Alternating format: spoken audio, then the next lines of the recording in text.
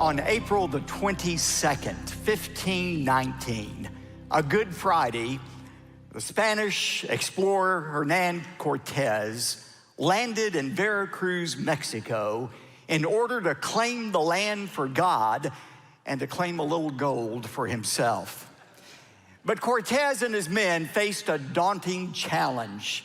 They would have to travel 200 cactus-filled, snake-infested miles to take them from Veracruz to the capital city of the Aztec Empire where Montezuma reigned, Tenochtitlan. And it was in that capital city that hopefully Cortez would defeat Montezuma. But in order to get there, they would have to traverse some very dangerous territory. There were no supply lines, scarce water and food. The fact is, success was very sketchy for the mission. Failure was likely. Cortez knew that. He knew the risk, and realizing that some of his men might be tempted to abandon the mission and retreat, Cortez did the unthinkable. He ordered the master of his ships to take 9 of the 12 sailing vessels and to sail them onto the beach at Veracruz and to set them on fire, making retreat impossible. Cortez later wrote about that decision. The expedition from that point on had nothing to rely on apart from their own hands and the assurance that they would either conquer and win the land or die in their attempt to do so. People have used that experience as a common phrase in our culture today. We use the phrase burn the ships to refer to that decision we make at some point in our life where retreat is no longer an option. To burn the ships means to decide that you are all in whatever commitment that you're considering. These kind of decisions don't come every day, but occasionally in life we have to make a burn the ships decision. Are we going to stay in a difficult marriage or bail while there's still an opportunity to do so? Do we continue this immoral but fulfilling relationship or risk a life of loneliness? Do we accept this risky job offer or stay where we are in a comfortable setting? Do we decide that we are going to obey God unconditionally, regardless of the circumstances, or stay in our lukewarm commitment to Christ? All of these decisions are important, but it's that last decision that has an impact not only on this life, but in the life beyond. Are we going to burn the ships and be all in our commitment to God? And today we're going to see in Elijah's story a fourth secret for a successful and significant life, and that is the decision to burn the ships. To burn the ships. Now, let's face it, when it comes to our relationship to God, burning the ships is not a popular idea in our culture. In our culture of globalization and multiculturalism, we've actually come to believe that we don't even have to make a burn the ships decision. Have you noticed today how many people treat faith like a spiritual buffet? They take all of the world religions, all of the different life philosophies, like they're out on a buffet table, and they pick and choose the ones that they like and find tasteful to their particular lifestyle. And that's how people decide their belief system. They pick and choose. You know, scratch the surface of most Christians' faith today, and you'll discover it may be 1 part biblical Christianity, 2 parts New Age theology, mysticism, 1 part positive thinking, pinched with a little sprinkle of American patriotism. And that's how people manufacture their own faith. It's very hard to look at biblical Christianity and not be all in. That's exactly what was going on with the Israelites during Elijah's time. They were trying to blend their faith in God with a belief and a worship of Baal. And because of that, God had turned his back from Israel. And God demands a total commitment to him, not just a partial commitment. Jesus would say it this way in Mark chapter 12, verses 29 to 30. The Lord our God is one Lord, and you shall love the Lord your God with all of your heart, and with all of your soul, and with all of your mind, and with all of your strength. 800 years before Jesus said that, Elijah said the same thing. Turn in your Bibles to 1 Kings chapter 18 as we look at Elijah's burn the ships challenge to the Israelites as he stood on Mount Carmel, where many of us have stood before. Elijah addressed the false prophets of Baal. He addressed the Israelites with this challenge. Look at verse 21. And Elijah came near to all of the people and said, how long will you hesitate between two opinions? If the Lord is God, follow him. But if Baal, follow him. But the people did not answer him with a word. Elijah said to the Israelites, we're at that fork in the road. It's time for you to decide. For 3.5 years, God has been punishing you because you've tried to serve God and Baal. You can't hesitate any longer. It's time to make up your mind. If Jehovah is who he really says he is, serve him. If you're convinced that Baal is who he says he is, serve him. But don't try to serve both. Either way, it is time to make up your mind. That is the challenge that Elijah made to the Israelites. How did the Israelites respond to Elijah's burn the ships challenge? Interestingly, there were 4 distinct responses among the people to that challenge to decide whether or not they were all in. And they're all contained in 1 Kings chapter 18. And they all 4 illustrate how different people today respond to that challenge to be all in. First of all, Elijah himself models faithful and fearless commitment to God. Some people decide, yes, I'm all in. I'm going to be faithful and fearless. That was Elijah. Now, let's rewind the tape in just a moment and figure out how Elijah got from Zarephath, where the widow was, to standing on top of Mount Carmel before Ahab, Jezebel, and all of the Israelites. How did he get there? Remember 3.5 years earlier, God said to Elijah in chapter 17, go to Ahab and say, it's not gonna rain for the next 3 years because of your unfaithfulness. Then Elijah hid, as God told him to, for 3.5 years. Now God is saying, okay, Elijah, it's time to go to Ahab and say that I'm about to send rain on the face of the earth. So, verse 2, Elijah went to show himself to Ahab. Now the famine was severe in Samaria. I want you to notice 2 things about Elijah. First of all, Elijah followed God faithfully. By that, I'm talking about his steely resolve to transform his world instead of conform to the world. That was Elijah's resolve. He was a perfect model of Romans 12, verses 1 and 2, when Paul said, do not be conformed to this world, but transform yourself by the renewing of your mind. I love the way the J.B. Phillips paraphrase says it, don't let the world squeeze you into its mold. That was Elijah. Elijah followed God faithfully, but secondly, Elijah obeyed God fearlessly. Once God had spoken, Elijah never hesitated. When people are all in to their commitment to God, they obey God faithfully and fearlessly. That was Elijah. But not everybody in Israel had that same response, not even the God followers. There's a second response to God's all-in challenge, and it's illustrated by a man named Obadiah. Obadiah was faithful, but he was also fearful. Now, Obadiah, don't confuse him with the Old Testament prophet Obadiah, who has his own book in the Old Testament. This is a different Obadiah. Obadiah represents God followers who try to keep their commitment secret. They have found a reason not to be outspoken about their faith in their school, at their jobs, even in their own families. They have rationalized their fear of speaking out by saying, I could be more effective as a secret disciple. Do you know people like that?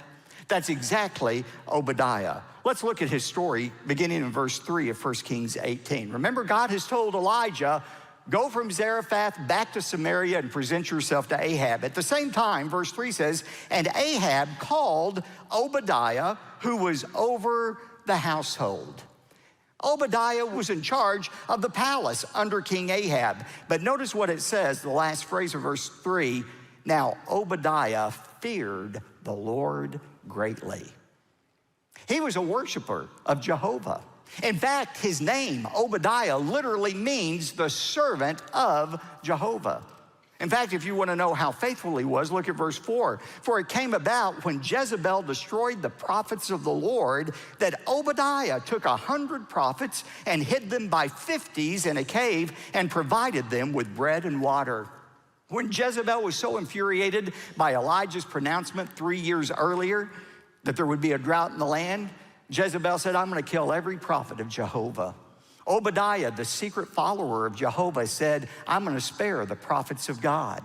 Verse 5, then Ahab said to Obadiah, go through the land to all the springs of water and to all the valleys. Perhaps we will find grass and keep the horses and mules alive and not have to kill some of the cattle. By this time, the famine had gone on for 3.5 years. It was especially desperate, the Bible tells us, in Samaria, the capital of Israel, where Ahab was. Animals were dying, people were dying. Now, what's ironic is the god that Ahab worshiped, Baal, was supposed to be the god of weather. But every day that passed showed what an impotent god Baal was. And so he says to his servant Obadiah, we're losing our livestock. Go and see if you can find any water, any grass to keep them fed. So Elijah's on his way to see Ahab. Ahab sends Obadiah out to find water and grass, and they meet one another, Elijah and Obadiah. Look at verse 7. Now, as Obadiah was on the way, behold, Elijah met him, and he recognized him, and he fell on his face and said, is this you, Elijah, my master? And he said to him, it is I. Go say to your master Ahab, behold, Elijah is here. Go tell him, I'm on my way to see him. Now, instead of running and doing what Elijah said, Obadiah shook in his sandals with fear. Why? Look at verses 9 to 12. I'm going to read them from the paraphrase, the Message. Look at this. And Obadiah said, what have I done to deserve this? Ahab will kill me. As surely as your God lives, there isn't a country or kingdom where my master hasn't sent out a search party looking for you. The minute I leave you, the Spirit of God will whisk you away to who knows where. Then when I report to Ahab, you'll have disappeared and Ahab will kill me. Why didn't he want to deliver the message to Ahab? He was fearful for a stated reason and for an unstated reason. The stated reason was, he said, Elijah, as sure as I go and tell him you're on the way, you're going to disappear again and Ahab's going to kill me. That's what he was fearful of. That was the stated reason. But I think there's an unstated reason here as well. Obadiah knew that if he told Ahab about his meeting with Elijah, it would blow his cover as a secret follower of God. He's like many Christians today. They want to follow God, but they want to keep it private. That was Obadiah. He was faithful, but he was also fearful. There's a third response to the challenge to be all in your commitment to God, and interestingly, it's demonstrated by Ahab, to be both faithless and fearless. Faithless and fearless in your faithlessness. Notice that Ahab was in Samaria. That's where the famine was especially severe because it was the center of Baal worship. And so you had people dying, animals dying. But interestingly, Ahab was more interested in the animals than he was the people. Notice in what he said in verse 5, he says, now, Obadiah, I want you to go out and find some food and water because my livestock are dying. Well, people were dying. Children were dying in Israel as well, but you don't find Ahab expressing any remorse about that. He was concerned about his own possessions. He's a personification of Proverbs 29, verse 2 that says, when a wicked man rules, the people groan. But I want you to notice something else about Ahab here. As the drought got worse and worse, Ahab doubled down on his disobedience and his idolatry. That was Ahab. When he sees Elijah, he says, "Is this you, you troubler of Israel?" You troubler of Israel, that word troubler literally means snake. Is that you, you snake in the grass? It's easy to see why he was so disturbed by Elijah. He blamed Elijah for everything that was happening in the land. But Elijah comes right back at him and he says in verse 18, "It is not I who have troubled Israel, but you and your father's house, because you have forsaken the commandments of the Lord, and you have followed the Baals." Ahab and all of Israel needed a reminder that there was only one God. And they would get that reminder, as we'll see in a couple of weeks, in the contest on Mount Carmel. But I want you to stop here for a moment and consider the different possible responses you can make to God's challenge to you this morning, to decide whether you're all in or not in your commitment to God. You can be like Elijah, who was both faithful and fearless in his commitment. You can be like Obadiah, who was faithful, but he was also fearful. He was hesitant. You can be like Ahab, who completely turns his back on God, is faithless and fearless in his faithlessness. Or you can be like the Israelites we'll see next week, who were faithless and also fearful. But Elijah would not allow them to try to serve God in Baal. It was time for them to make up your mind. You know, when I think about somebody who demonstrates what it really means to burn the ships in his commitment to God, I think about the true story of William Borden. William Borden was born in 1887 to a very wealthy family. The Borden family had made their wealth in the silver mines in Colorado, and then they have moved to Chicago, where they set up their empire. Everybody imagined that William Borden, the heir to the Borden fortune, would continue in his father's footsteps. But after he graduated from high school, an around-the-world graduation gift changed his perspective forever. As he was exposed to different countries and the great needs in those countries, he began to develop a heart for becoming a missionary and thought perhaps God was leading him in that direction. His best friend from high school told him he was an absolute fool to pursue that when he had such a great future in front of him. William Borden went from high school to Yale University. He excelled in academics there. He was known for his evangelistic work in leading other students to Christ. He worked with the poor in New Haven, Connecticut. He went from Yale to Princeton Seminary.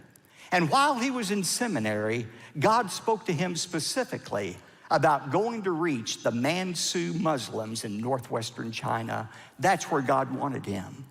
When he told his dad what he felt like God was leading him to do, William's father told him, "If you do this, I will disinherit you, and you'll never have a place in my company." But William Borden knew God had spoken to him. He boarded a ship sailing to China. On the way to China, he stopped off in Egypt in order to learn Arabic so he could minister more effectively to the Muslims in China.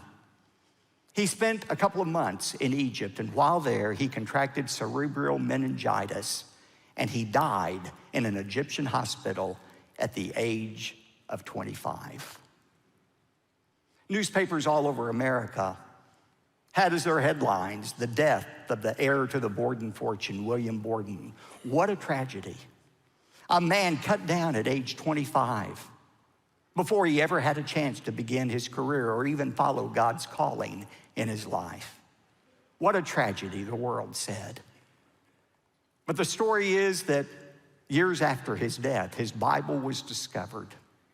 And in the back of his Bible, he had written 3 phrases and dated them at significant milestones in his life.